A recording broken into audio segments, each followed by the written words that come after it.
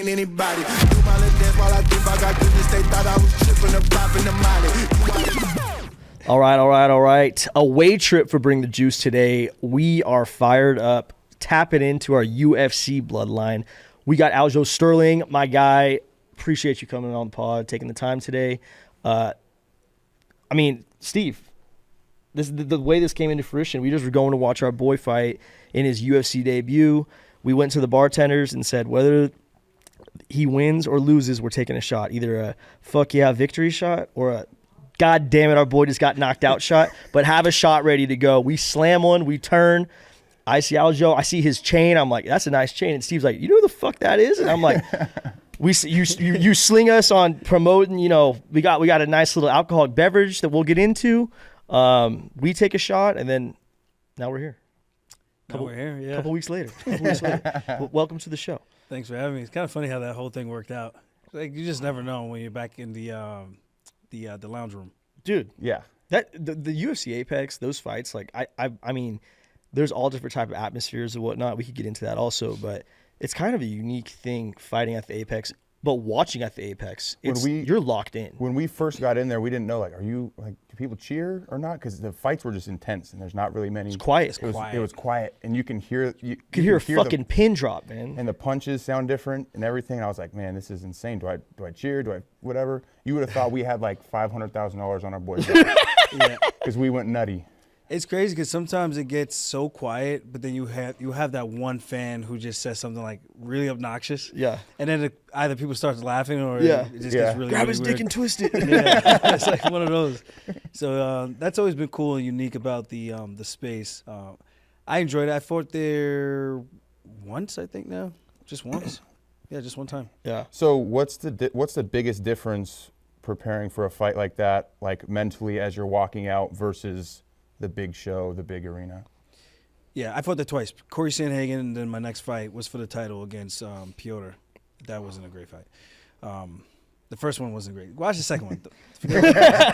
I would say the biggest difference is just the fans, the noise, the element of like walking into a big space, a big arena, a lot of seats, a lot of people looking at you, and you don't know if they're cheering for you, if they got a bet slip against you or whatnot. So right.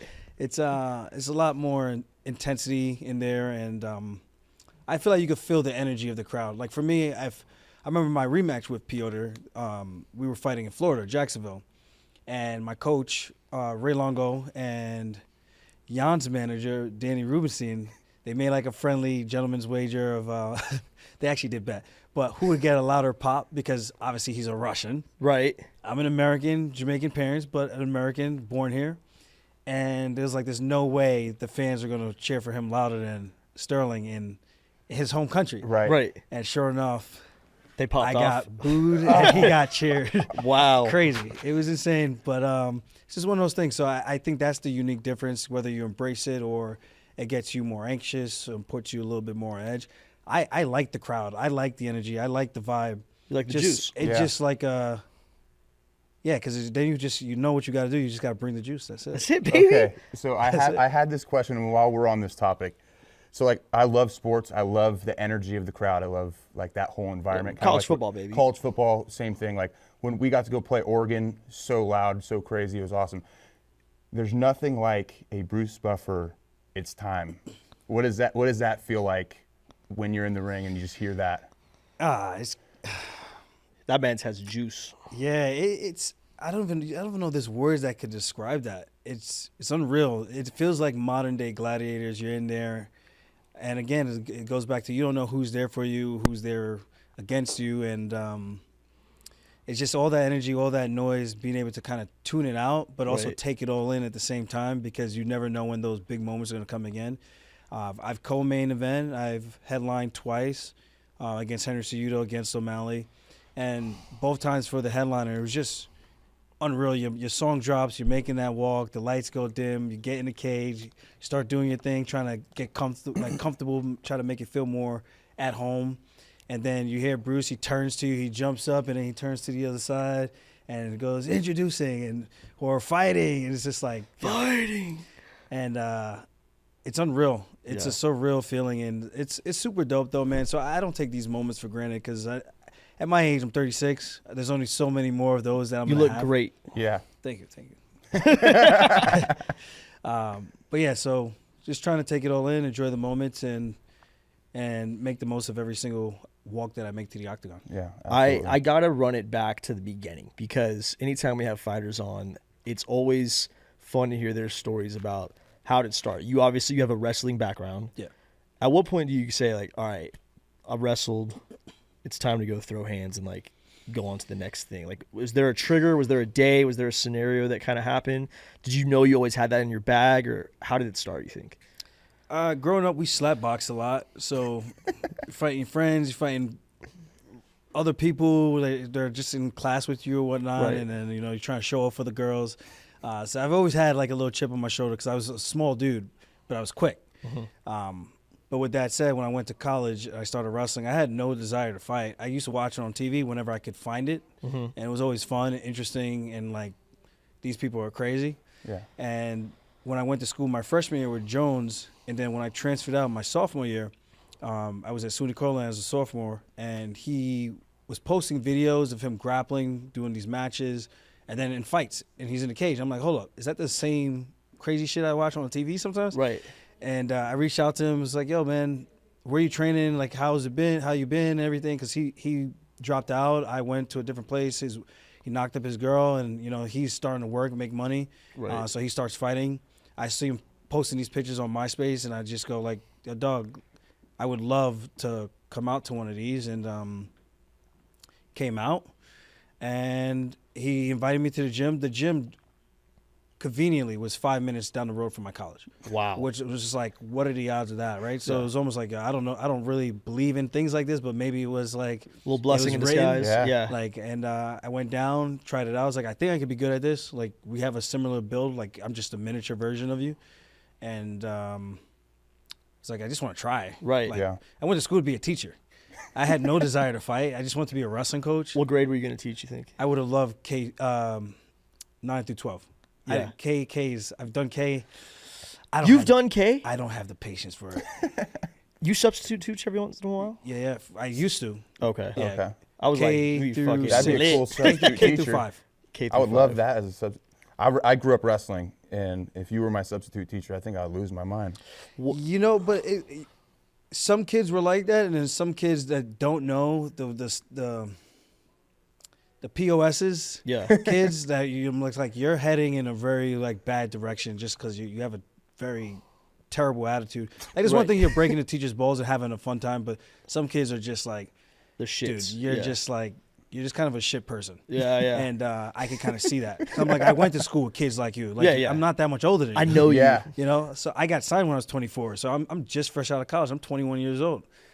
So I would sub some of these guys, and some of them would talk shit, and I go like, we should go to the locker room. You should say that to me. And let's see how it Yeah. goes. And then you have the other kids. What if he's a sophomore, They'll go junior like, or whoa. But then the other kids, On he was their kind ass. of looking around, and like he feels like, I don't, but he doesn't know. Right. So the other kids are telling him, they're like whispering, like, yo, you don't want to do Don't that. fuck with this guy. Don't do that. Like, this is not one of those substitutes you fuck with. And it's like, 'cause obviously it's phys ed. I'm not gonna obviously like really hurt the kid, but I'll rough him up a little bit. No, it's like when you wrestle your pops, and it's like Yeah, you got dog. that grown man strength a little Big bit. dog a You little gotta bit. let him know a little bit. like, I've been here. Don't be a little. Give him a little slap beside shit. the head. Yeah.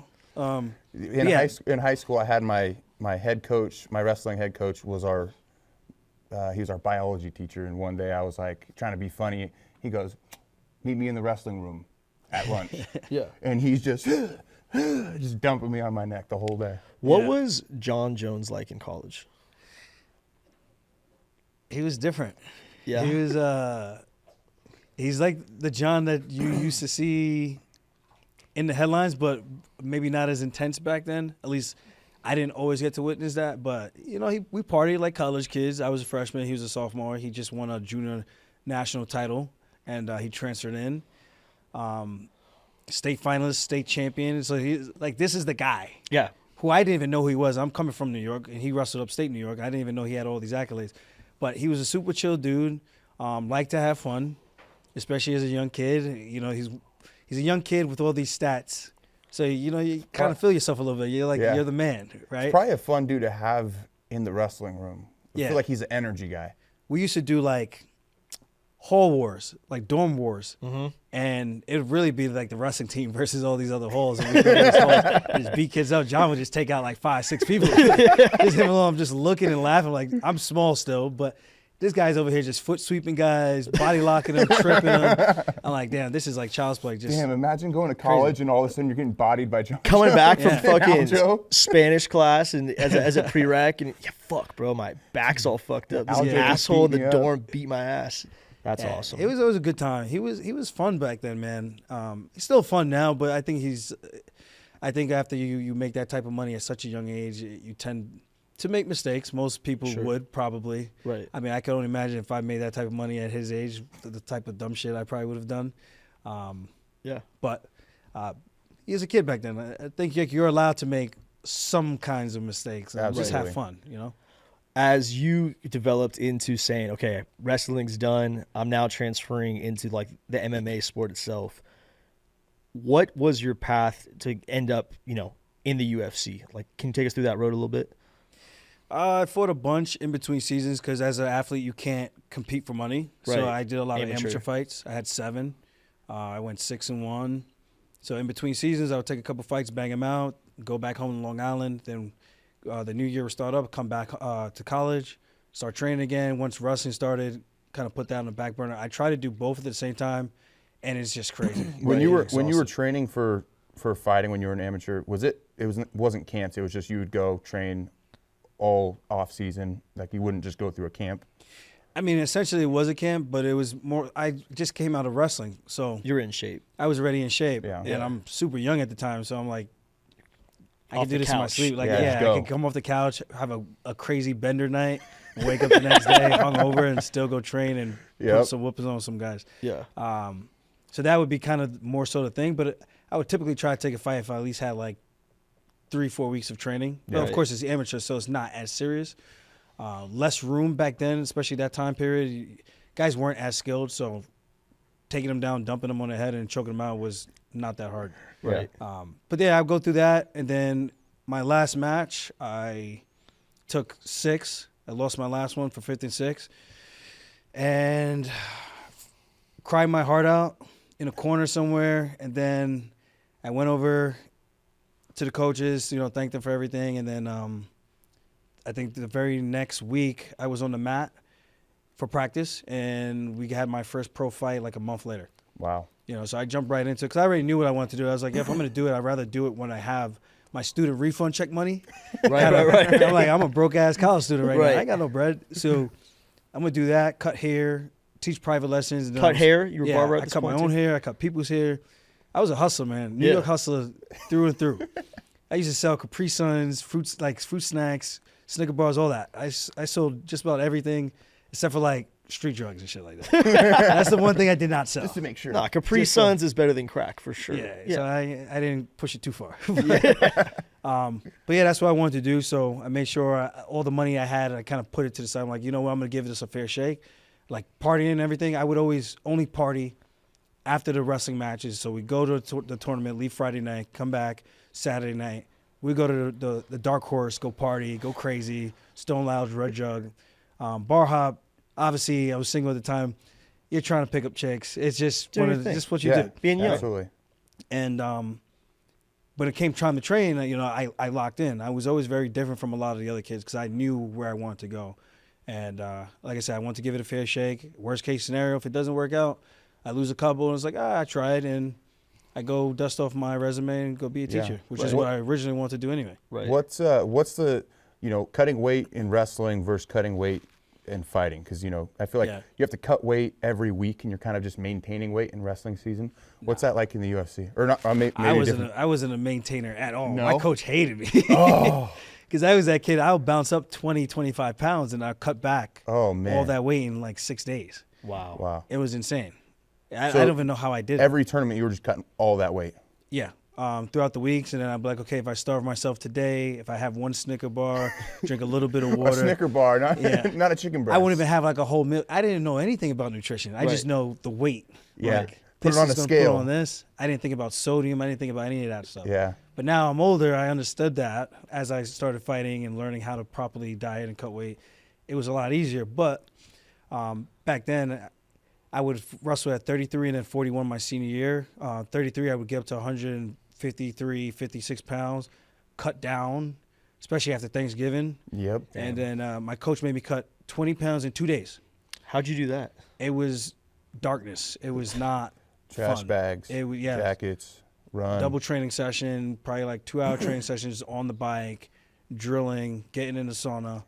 And then after I made the weight, he told me he wasn't wrestling me. Oh, And I wanted shit. to fight that motherfucker. I wanted to fight. I was so tired. I had no energy, but I wanted to fight him. I was like, I don't care what happens. I just want to fight you. Just off principle. Like, you made me cut 20 pounds off of Thanksgiving break. That's crazy. It's a lot of food. Yeah. It's a lot of food. So, he was like, maybe now you'll keep your weight under control. I was like, Damn, that's crazy. Damn. and then I ended up, whatever. But Favorite Thanksgiving meal or food item? I would say oxtail, rice and Okay. peas. All right. More Jamaican tradition. I've I had like that. oxtail. Yeah, that's more the way I like it. Mm-hmm. But yeah, that's how that I would say weight cutting for college was more difficult. Like now I have like a routine. I kind of Right. know what to do. I don't starve myself. I make sure I have my proteins, decrease the carbs and whatnot, increase the water load, the water intake. So there's a whole system compared to how we were doing it back then.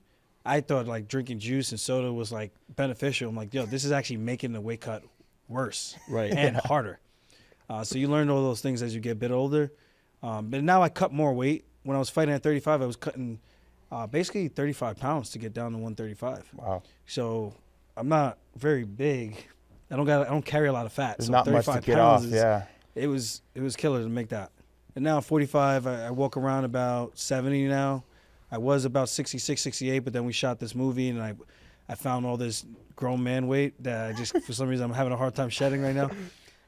So I would say I cut about 25 pounds now. You have a kid yet? No kids. Wait till you get that fucking dad dad weight. weight, bro. Yeah. I got a 1-year-old right For now. me, it's just beers. It's it. Fuck, man. That 1-year-old kid, because your wife's pregnant. She's Uber eating packs of Everything. Oreos and shit. She's like, you don't want any? I'm like, it's 9 o'clock at night. We just brushed our teeth. Like, I don't want to eat. I don't want any fucking Oreos, ma'am. And she's like, you're going to make me eat these fucking Oreos by myself?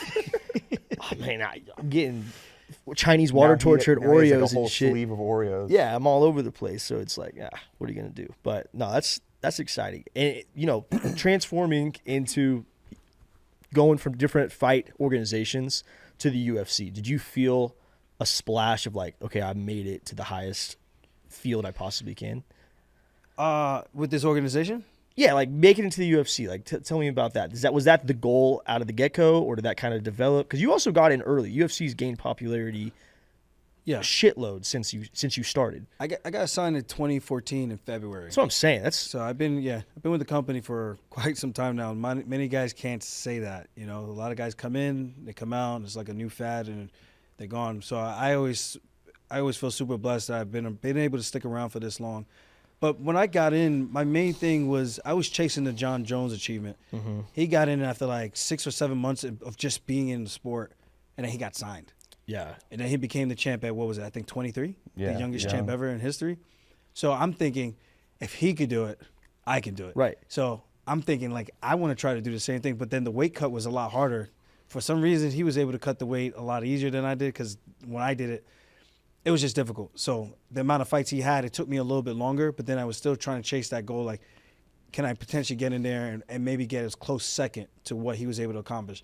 And, of course, a lot of people think, like, I ride him a lot. But I'm like, yo, this is the dude I saw when we were both super young kids. I mean, And You you, know, have so- Hey, you fuck went to the those same people. college as him. Like, Yeah. it's so, big bro. No, essentially, right? Yeah. So it's like, if it wasn't for him, I don't know if I would have ever even tried this sport, or at least Right. any time as early as I did. Right. Right. To kind of see where I would have been at. I could have maybe tried years later, and then I probably wouldn't have half the success. Right. Right. Because I got in so early. So I attribute a lot of that, because a lot of that he, whatever. So just getting in that early. For perspective, I used to travel to all these different states because we couldn't fight in New York. It was illegal. Mm-hmm. So we traveled to New Hampshire. Some guys would travel to Boston or Massachusetts, I should say, fighting all over the place. PA, I fought in PA a lot. I fought in New Jersey a lot. There was one fight I didn't even have any coaches. I just went, drove myself, cut the weight while I was in the car, turned the heat all the way up in the summertime, singing my song, doing my vlogs. I'm vlogging back then before vlogging was even a cool thing, and now I'm like, I can't find none of these fucking videos where it was just like, this is vintage footage where I'm going in, I'm telling people what I'm doing, what my weight is, why I got the heat on, burning weight, and then you see me show the footage of the fight, and then I do like a recap at the end. So I always thought like stuff like that was cool, just documenting the journey. Of course. And just because the sport was so young, not having a coach, just kind of just taking fights that probably a smart person wouldn't have done, right? You were Talk about betting on rogue. yourself. You Yeah. were rogue. Straight up. And that's as an amateur. So then I'm learning as I go. Like sometimes you're not gonna always have someone in your corner, and you're gonna have to rely on yourself. And then when I was there, someone offered like, "Hey, I know your coach. You mind if I corner you?" I don't mind. I was like, "Sure." I don't know anything. You probably don't know anything about my style, but just give You're me some somebody. water. You're a body. Yeah, just give me some water in between rounds. And I'll be happy. His name was Rocky. But with that said, fighting in all these different promotions, hopping around, taking short notice fights, getting lucky, because there was some fights that were really tough against guys I probably shouldn't have been fighting. But back then, my coach at the time told us, fighters fight. That's what they do. Fighters fight. Not game plan, strategy, just fighters fight. So we would just all just take these random fights.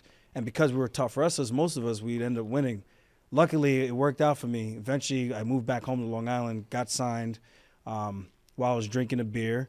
And when I got the call, they told me I was finally ready, because they said before I wasn't ready. I was 8-0, just came back from a shoulder surgery. I won the fight in like a minute 45 seconds, submitted him. And they said I'm not ready yet because I don't show any striking. And then they called me up later, and then they told me I'm ready, and been partying the whole time. But I take it 4.5 weeks notice, make my UFC debut, get the win. And it was just that whole thing was just crazy, because it was like, here's this moment, finally comes, your manager calls you, and I go for a run, give my beer to one of my good friends, and the rest is history. Yeah. So when you're going through these promotions, and you went from college wrestling to, different promotions like you just talked about, and then you get to the UFC, like there's a different kind of gear you got to kick it into, or dive deeper into like your cardio, or like how much will you're putting out on how hard you're working. At what point did you say, this is just who I am, or did you have to find a new gear for each time? Like all of a sudden Each level up. Now you're fighting in 5-round fights instead of 3-round fights.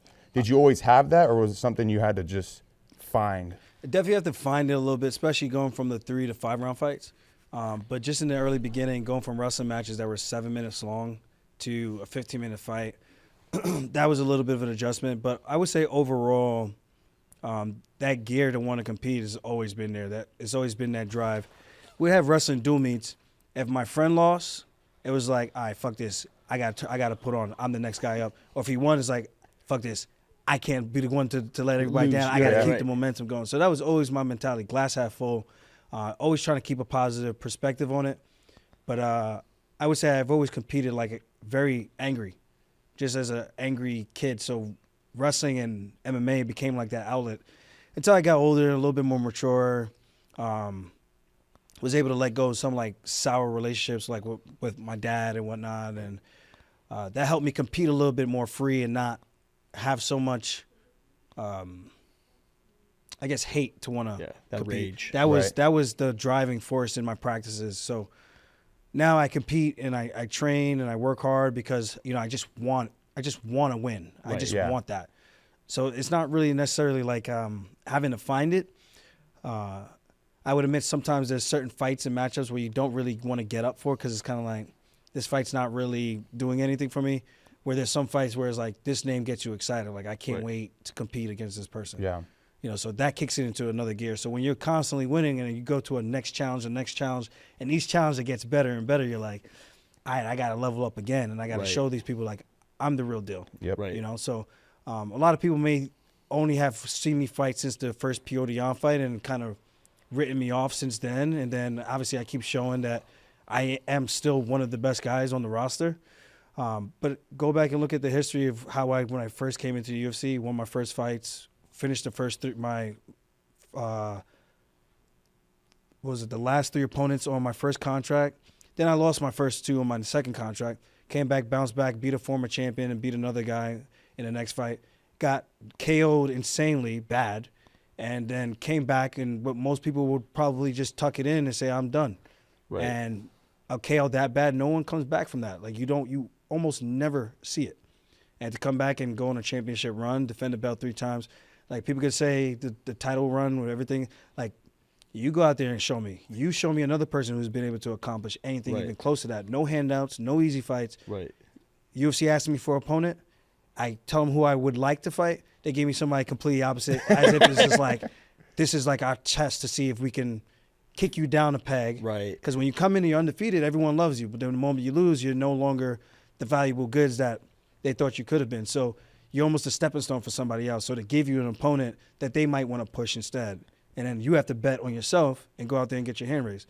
Like, to win 8 fights in a row, I don't think that happened by accident. No. You know, so That's dope. especially in the UFC. So I always keep it in perspective when the fans, like, get some of the fans, the casuals I call them, that try to give me shit. I'm like, well, you're obviously new to this, and you have not been put on the game to see a lot of the cool shit I've actually done. My whole especially career. when you defend the belt like you did. It's not like it was just something that happened. It was, you see a lot of guys that they win the belt and they're done. They don't have a title defense. Yeah. You know? And some people don't think you're a champ unless you defend the title, which is crazy to me. But I understand that rhetoric. But at the same time, it's like, man, you win the belt. That's a honor in itself. Yes. What's the percentage of people that actually get into the sport that win a UFC world title? Right. Very little. Very little. And then the percentage of guys who could defend the belt one time or more, very little. The guys that could get 3 or more title defenses, now you're talking about a whole nother class of elite. Absolutely. So, What is, this journey of going to get the belt versus retaining the belt? What kind of mental mindset did you have? Obviously, I feel like when you're climbing a mountain and you're trying to, okay, like you said, you got to knock one guy off, knock another guy off, knock another guy off, get your ranking up, get the opportunity to even get that title fight. Then, okay, you got the belt. Now everyone's trying to knock you off. And now you're turning around and you're just fucking knocking motherfuckers off the top of the mountain. It's hard to do. Tell me the mindset shift between going to get the belt versus retaining the belt. going for the belt, I think, is a little bit easier because you have the one guy in mind that you have your eyes set on. You watch all the fights because they're the champ. So you start to learn their tendencies and some things that they do really cool. Sometimes you even mimic a lot of the stuff that you do off of them. Right. If you're a real fan of the sport as you're coming up, just trying to understand the game, becoming a student of the game. Like, I think that's such a huge thing that people tend to leave out. You got your one style, but you don't learn how to make adaptations where if you get into a fight and your style doesn't work, can you change? Can you adapt to overcome the challenge that's in front of you? So now when you become the champion, you get the belt, now you're that guy with the target on your back. Right. Everyone is studying you. Everyone wants to know how you're doing what you're doing, why you're doing what you're doing, trying to get inside of your mind, and they're looking to break you down. And then if they are good enough where they get an opportunity to fight you, it's almost like they fought you multiple times because they've been studying you and watching you for so long, especially if you're that guy defending the belt multiple times. So I always say, Burt Watson used to say this when it comes to just the UFC. He said, it's easy to get here, it's harder to stay here. Yeah. And I was like, I didn't really get it until I was like, what do you mean? Like, I'm here. So I'm like, what do you mean it's harder to stay here? And you start seeing these guys drop off like flies. They get 1 to 3, maybe 4 fights, and then they get cut. Mm-hmm. Harder to stay here. You get to the belt. Can you defend the belt? How many times can you defend the belt? Can you stay focused and locked in to try to set records and try to do things that's just going to be something that'll be for the history books for as long as it whatever lasts, right? So, Yeah. As long as we're here. Yeah. You As mentioned. long as we can remember. Right, all right. Where the cups at? Yeah. Hey, Jack, we got any cups? Thank you, Jack. Thank you, sir. You mentioned, your knockout. You had a bad knockout. Yeah. Marlon Moraes. Never forget that. December 9th, 17? 2017. You know where it was? That was in Fresno, California. Where we're fucking from. Fuck that place. I was like, I'm never coming back here. Good. I'm not fucking leaving. I'm never coming back. The show goes on. Tell me, though, about the mindset of, like, okay, yes, there's the physical action of, like, that knockout happens. Yeah. But I think it's the mental side. Do you have any self-doubt? Can I come back? What did I do wrong? Was there any fear or, like, backpedaling or anything that crossed your mind? Or what was your initial, like, knee-jerk reaction from everything? Well, before the fight, I thought I was invincible, man. Yeah. I really did. Like, that moment, it was a short-nosed replacement, and I was like, the only Marlins we care about are the Wayans, you know what I mean? So I was kind of like making all these like funny little cheesy jokes, and I really didn't think he had anything for me. But I didn't take the time to study like I would do for every other matchup, every other opponent, and give him the respect that he really did deserve. And if I did, I would have been able to hone in that this guy's very dangerous in the first round, and after that, it becomes a lot easier of a game where I could kind of dictate the pace of the fight, Right. and probably have more success that way. Thanks, Jack. But with that said, after the knockout, I remember my brother. I remember the last thing I saw was the knee, and I come to my senses in the hospital where I actually can remember stuff and actually have a conversation with you where you can say something, and I remember it. Right. Like, I'm conscious. Like, I guess I woke up, I saw a video, and Lights are on, no one's home. You're yeah, walking but no around. one's home. Yeah. And my brother's talking to me. He's like, we were in the hospital bed, and I asked him what happened, and then he's like, he's getting pissed. He's like, oh my God, you keep asking me the same thing. But meanwhile, I don't think he's ever been put in a situation like that. He's Right. never seen me ever really get hit in a fight. Yeah. So now you see me get hit like that, and now I get put to sleep. Like, you almost think, like I said, we're invincible. Right. We're God's greatest gift to earth right now. I'm going to be the next champion no matter what. And then you get humbled a little bit.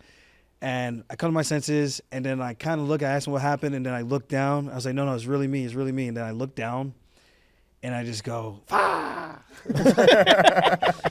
And I realized, I was like, all right, I know what happened. I was like, I got knocked out, didn't I? And then that's when he realized, like, oh, you're saying something different now. Right. Yeah, so I was like, yeah. But then I realized, I guess perspective was, I started asking all these other guys what happened when they got knocked out. Matt Serra. I spoke to Chris a little bit, if he's ever been knocked out, dealt with like concussions or whatever. Gian Vellante, Iaquinta, just asking these guys who've been around the block a bit and just trying to get their 2 cents on like what I should do in terms of protocol coming back. I'm like, that was a bad knockout. Like, I clearly don't want to go sparring, get punched in the head right now. Right. I should probably chill. Take it easy for a few. Yeah. Like, I ran face first. I didn't get just cracked with it. You know, I shot into it. So just imagine 2 cars head-on collision driving into each other. Right. The impact is that much worse, right? Multiplied, yeah. So with that being said, my next fight trying to come back, I was questioning if I had a chin, questioning if I could still compete, questioning if I could make any more money doing this, Right. and questioning, like, am I just going to be a gym teacher for the rest of my life? And I'm like, that's cool, but am I okay with making that decision now? Like, I should just be done. I had a good run. I really did have a good run, right? You know, became ranked top 5 in the world. My 3rd UFC fight. I fought the number 6 ranked guy in the world, got ranked as high as 6, then became ranked 4 in the world, and then, lost that one. But I've been ranked in the top 10. I haven't fought any unranked opponents other than 3 unranked guys my whole career. Right. You know, everybody else has been ranked that I fought. So I've kind of had a tough go in the sport, trying to learn on the job. Well, and you oftentimes see guys that, they want to climb fast that have fights where, they're kind of climbing up quick, and then they're having one fight, championship fight. So you had to go through kind of a gauntlet of stuff. Yeah. So with that said, me just I'll try that learning. one. I think we had the dark last Oh time. yeah, you guys didn't have the white. No, we didn't. What does it say? So bouncing back from that fight, I had to make some adjustments in my training, and one of the things I did was I sparred, but I sparred very little, and I told the guys, like, hey, I obviously just been knocked out. I don't want to get knocked out again, and I don't want to take any more brain damage, but I need to make this money. So the way I looked at it, I was like, we're going to spar. I think I waited till like the last 3.5 weeks before the fight. That's smooth. I fought, thank you. I fought Brett Johns. Cheers. Hey, cheers. Absolutely. Bringing the juice, baby. And I fought Brett Johns. He was 3-0 in the UFC. Young kid. Just came off a calf slicer finish in 30 seconds over a guy who I trained with who submitted me 5 times in 5 minutes. So you're 5 kind of times. like, I'm like, this is the Okay. fight you're giving me, this undefeated guy who just became ranked, prospect, surgeon hot, and I got to fight this dude. He's a great boxer, good judo. So I already had my work cut out for me. But just going into the training camp, just like in terms of the mindset, it was like, you know what? I'm a wrestler, so I'm going to just wrestle you guys to try to get in shape. And if I got to throw down in the fight, I'll throw down in the fight. But worst case scenario, as long as I know I can push 3 rounds, I'm good. So I had guys trying to attack me. I was like, I just told them right before, just want you to know, I'm only wrestling. I'm not going to be sitting here. You told the guy you're fighting? No, the guy was sparring with. Oh, okay. Like, I'm not looking to do any type of exchanges. I'm like, you can. I was like, please try to hit me. Right. But just know I'm going to be circling, and I'm going to just be looking to shoot and take you down. And sure enough, that's what I did. Got in a good shape, and then came back, and I fought that guy a couple months later. I think it was like 4 months later, April, yeah. And fought him in New Jersey. Mm-hmm. And this is basically like my second hometown because it's local for me. So I had a lot of people out there at the Broadway Hall. And I just remember winning that fight. I got some style points, did a couple cool things. And at the end of it, it was like such a big monkey off my back. Like, I just got up after the last takedown. I landed some big ground and pound shots. And the bell rings. The ref comes, like, breaks us up. I just stand up and I just turn to the crowd. And it just felt like I was free. Right. I was like, I'm good. Weight lifted off the chest. Weight lifted off my chest. Yeah. And then that was the start to my run to becoming a world champion. I love that. It was like the craziest thing because obviously it's a big crowd. There's a lot of people there to come watch me, watch Marab, who also fought that night. Yep. So it was just that was just an insane time. But I got through it, and I think that's the main thing, just understanding your body, knowing how to train the right way, and putting yourself in the best position to win. When you get given an opponent, okay, this guy's up next. You got a date, you know who it is. Do you have a tradition that you do? You go Rocky style where you put his picture up on the mirror or some shit, or is that all bullshit? Do you watch a lot of tape? Do you lock in? Do you do anything consistently when you get given an opponent? I used to do a lot of that when I was younger. I put a lot of stock into like this superstitious stuff, and then as I got older, I kind of got away from it. It's like, man, you're either good or you're not, bro. Straight up, like you're either good or you're not. The it factor. Yeah, you did your work or you didn't. So I kind of got away from like the taboo stuff that I used to do and try to think, look, I have to do it like this way, otherwise, things might go wrong. And I used to go crazy with that type of stuff. I used to be the guy, no sex, no drinking, no partying, 8 weeks cold turkey, Muhammad Ali, Mike Tyson, all these guys, these great boxers that say all these things.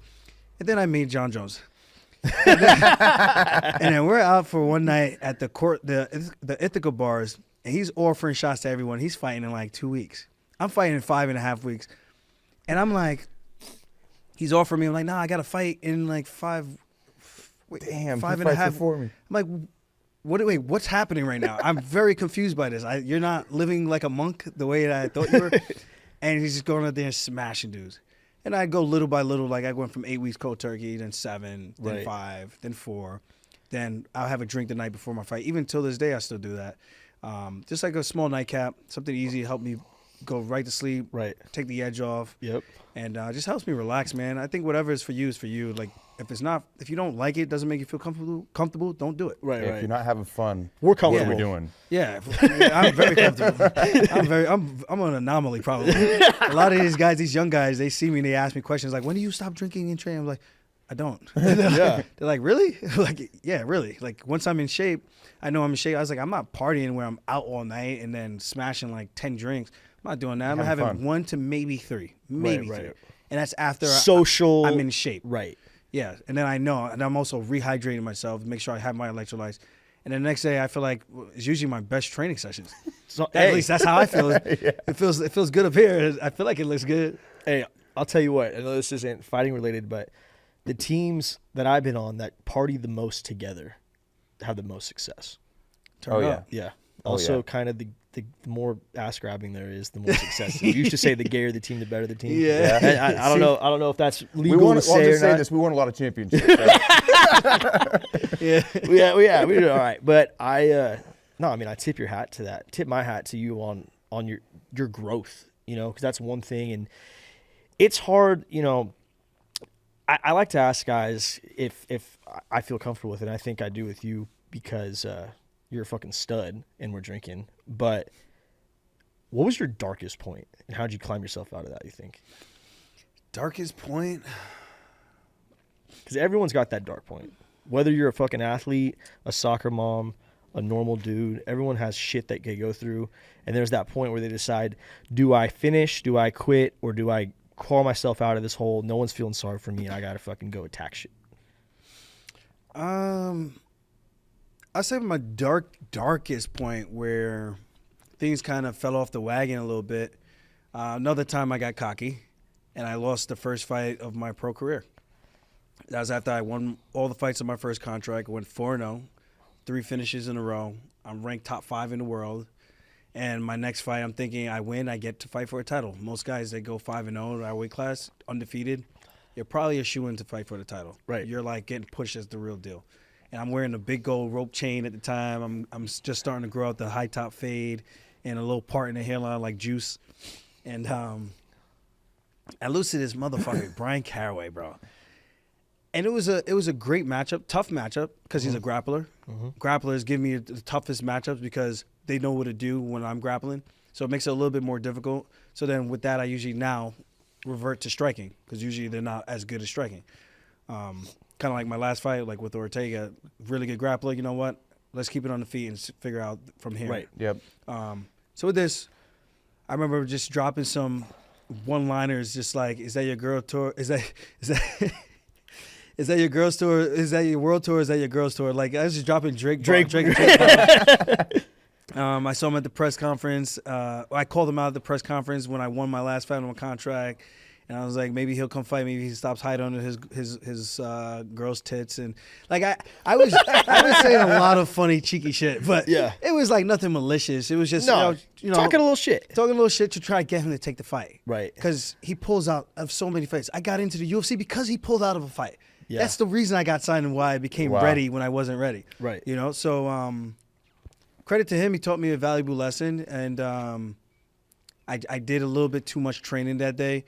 But then I remember going out with my friends, I lose a close fight, split decision, and I'm at the club, we're partying, and I got all these guys coming up to me telling me what I should have. All these pros, all my good friends and friends that I'm just meeting, hanging out in Vegas, and they have all this grand advice of, you should have did this, you could have done that, you should be working on this. I don't know, but I feel like you need to really be working on this. And I'm just like, I broke down. I just started fucking crying. I was like, I can't believe I just lost. I'm in the fucking club right now. It feels like everyone hates me. And I'm sitting here like a little fucking bitch crying. Crying in the club. Crying in the club, like, what the fuck? And at that time, my wife and I were very rocky, like bumping heads a lot. So it just felt like everything was like the worst moment of my life. And then I lose the next fight. And then I had surgery. So this was like a real dark point in my life. Lose its first 2 fights. I'm thinking my next fight, they give me a 2-time ADCC world champion, Taquinho Mendez, who's the jiu-jitsu coach for O'Malley and some of those guys at the lab in Arizona. And that's supposed to be my kryptonite. You know, so I lose this. Now you lost a 3-fight streak. I'm in the media talking about fighter pay and all kinds of crazy shit that you don't do. That you do not do this. And had I lost that fight, I'm pretty sure I probably would have been cut. So I had a lot riding on that, and it all stemmed from that first moment. And to lose those 2 fights, and especially that first one, it just felt like I couldn't do anything right. And I like to try to get myself out of the hole was the same thing, trying to keep it in perspective. Okay, I lost these fights. Why did I lose these fights? What were the main reasons why you lost this fight? And trying to be as honest as I can and getting back to what I was good at. And I think that really helped me hone in who I am and what I wanted to do. And not trying to please people because they want to see me do X, Y, and Z. It's like, yo, this is what got me to the dance. This is what got me to the show. You're here to make fucking money. Right. You want to entertain, but you're also here to make money. Go get your checks, handle your shit, handle the stuff that you can so that you can help your family. And that's what I had to remind myself. And I did that and was able to pull myself out of that dark place. And I remember when I won that fight, I started crying again. I started to feel like I cry a lot. But it wasn't like that. Just like, you know, you're tearing up a little bit, eyes get watery. As I came out for those 2 fights with the Jamaican and American flag, and then I haven't been able to win since I came out with the Jamaican flag. And I'm like, this sucks. Because you want to rep Jamaica. I want to rep Jamaica. Of course, America too. But also you're kind of getting a little superstitious, you think? No, I don't know. I'm thinking like, am I really going to lose again for the 3rd time carrying the flag? And then I carried it one more time, and then I won. And I got emotional because it was such a big, important thing for the Jamaican community, even though a lot of them don't even watch it. But there are some hardcore Jamaican fans that I can are into imagine. it, you know, Yeah. and they know who I am. They want to build the sport. They want to grow because we have so many talented athletes down there. And being able to win was kind of like the first step in Right. starting to grow that and build that gap. And then I went down to Jamaica later that year, and we started doing a bunch of like free seminars and traveling and That's doing awesome. some cool stuff. So for me, it's always been about giving back. But that was like, I would say, my darkest place. And I found comfort in drinking, Right. which was, and partying, drinking, staying out late, probably doing shit that you shouldn't be doing for a man in a relationship and whatnot. And it was just not good, Yeah. you know. So I had to really Lock like in. lock in, check myself, and clean some stuff up, and that helped me out a lot. Well, And When you're in a fight and it's going the distance and it's going to a decision, do you feel on those types of fights? Are you feeling like, are you kind of gauging like, well, I think I might have won this round or won that round, or is it just bullets are flying and you're just going? I gauge it when I'm in the fight. I try to go like minute by minute to kind of give myself a good assessment of what might be happening. And if there's moments where he's getting the better of me, I'm like, okay, we need to do something that's Gotta going to be ramp it up. memorable, that stands out, and try to take back the round. right. Yeah. Yeah, because I've always wondered, like there's times where I'm watching a fight and as a fan, all of a sudden I'm like, I don't even know who's winning this fight because both are throwing hands, both are getting takedowns. So It's yeah, crazy. It gets. Well, I mean, you saw. I mean, Max had like the fucking ultimate. Let's go right now. Oh, when he the point pointed yeah. at the and they. As a man of the sport, seeing that, what was your reaction? The first time? Yeah.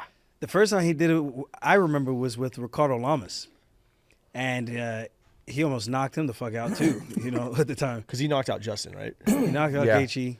But he did that to Ricardo Lamas, and that was like the first time it became like a thing. And I Yeah. was like, bro, that's insane. Why are you doing that? You're winning the You're fight. way ahead. Yeah, and Ricardo Lamas is a wrestler, but he's became a wrestler, so he could throw. He's not like the most technical.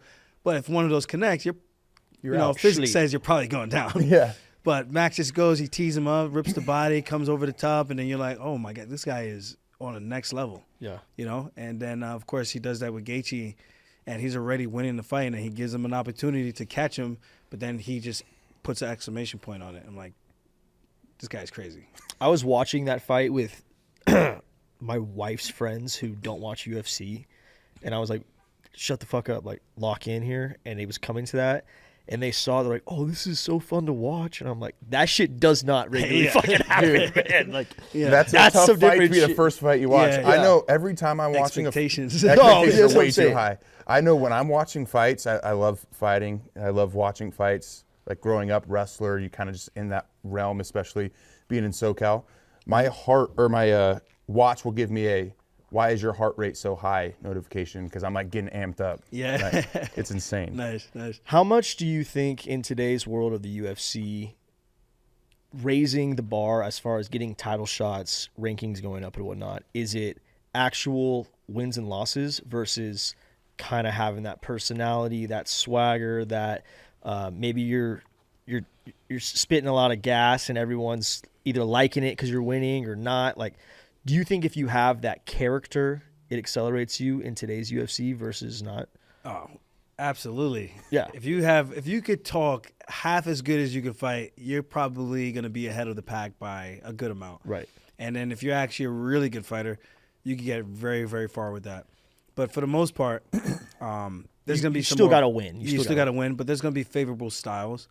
So if you have a favorable style, you could talk a little bit, Right. or you have something that the fans are like clinging to. Right. The UFC will find it, and they will try to push you and give you good matchups as best as they can. Right. They always say they're not in the matchup, the business of building people. You fight whoever we give you. You're either ready or you're not.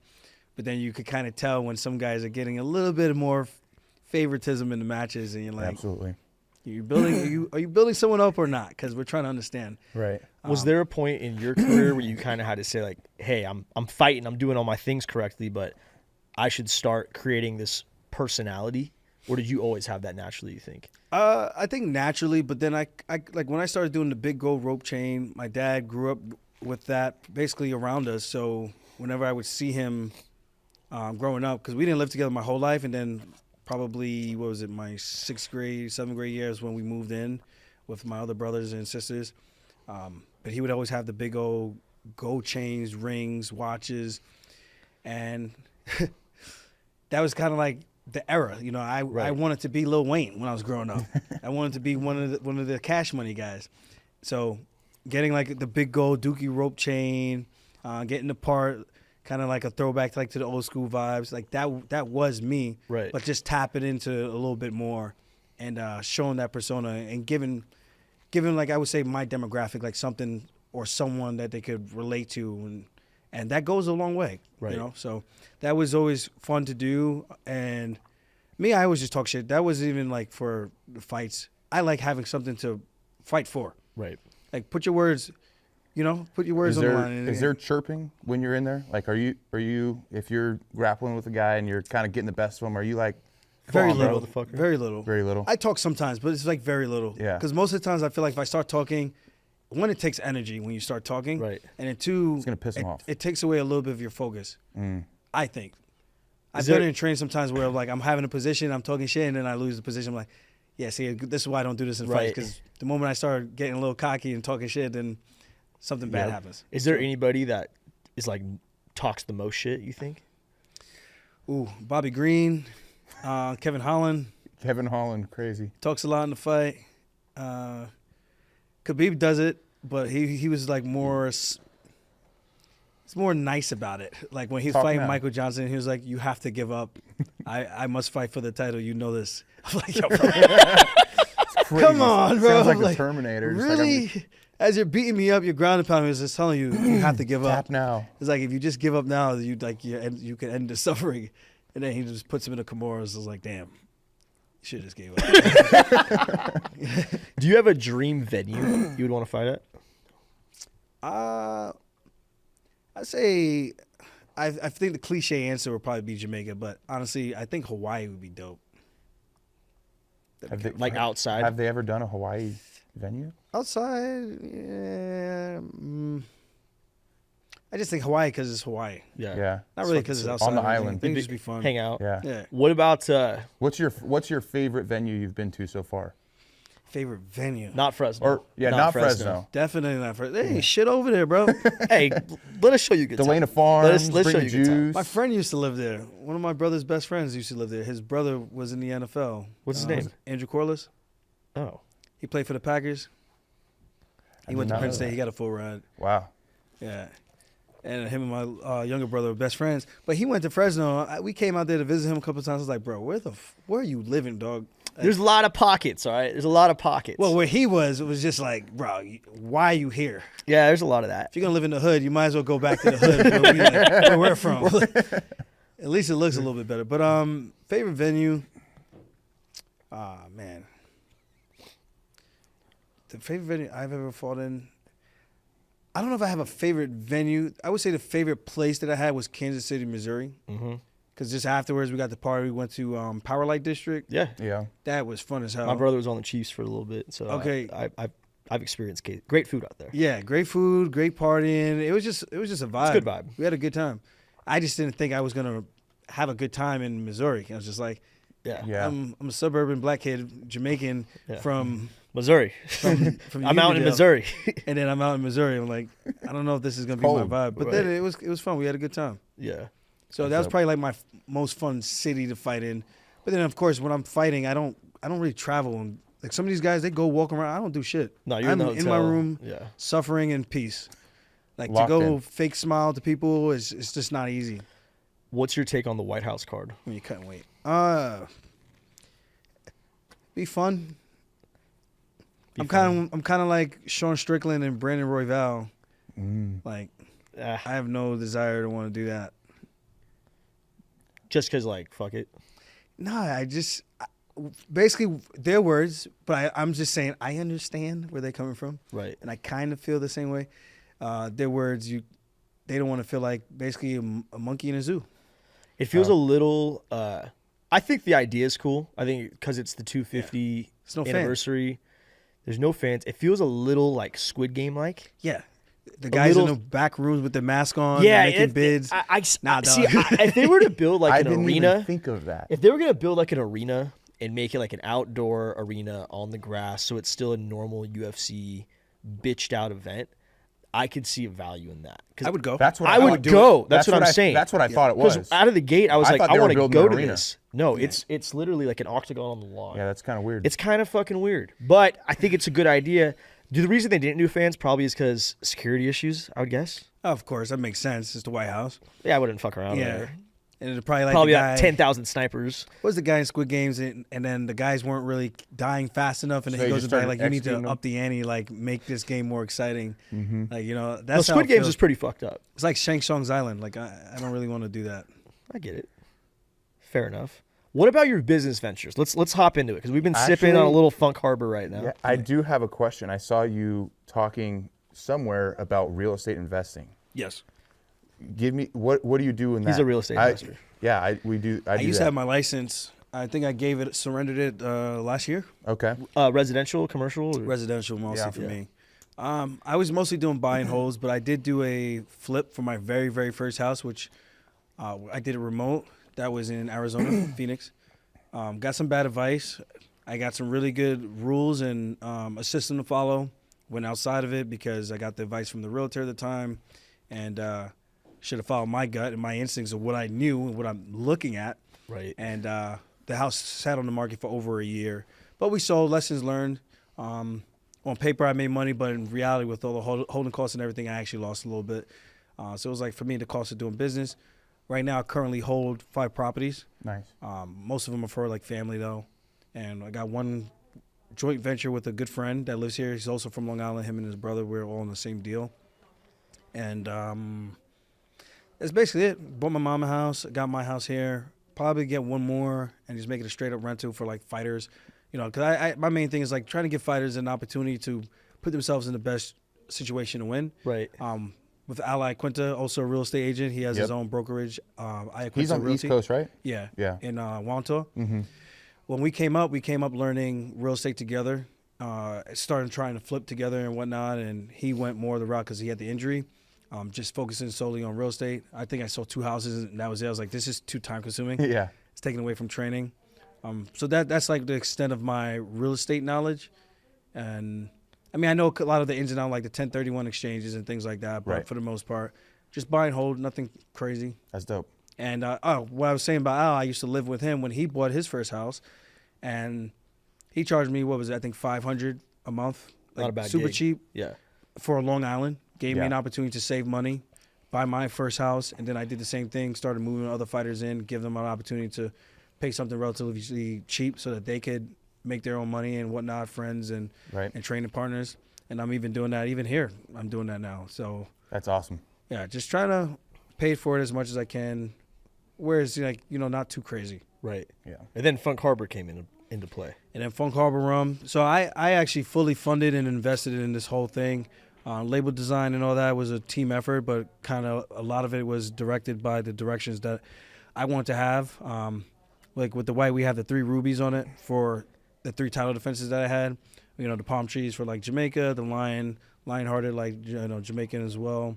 It's got the story on the back, octagon shape in the front.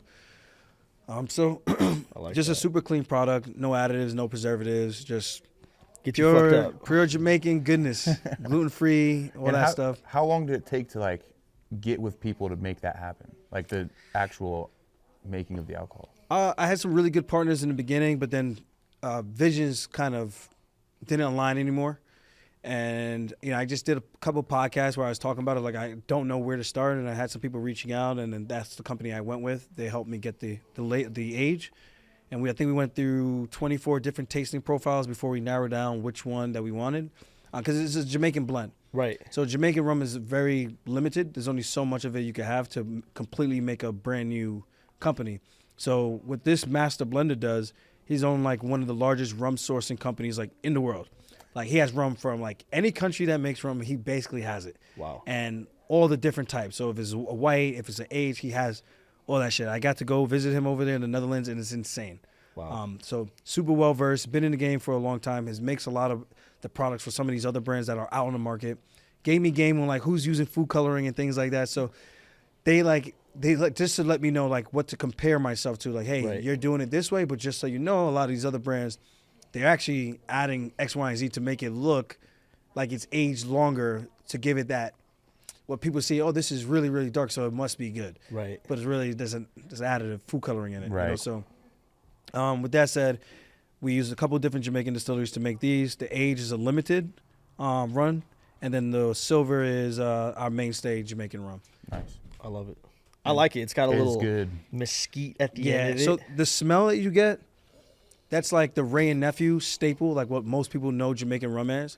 That's like the most world-renowned Jamaican rum, and of course in Jamaica, that's what most people drink is Ray and Nephew. There's some other really, really good ones like Rum Bar and all kinds of other ones, Appleton, and some from Clarendon, Hampton.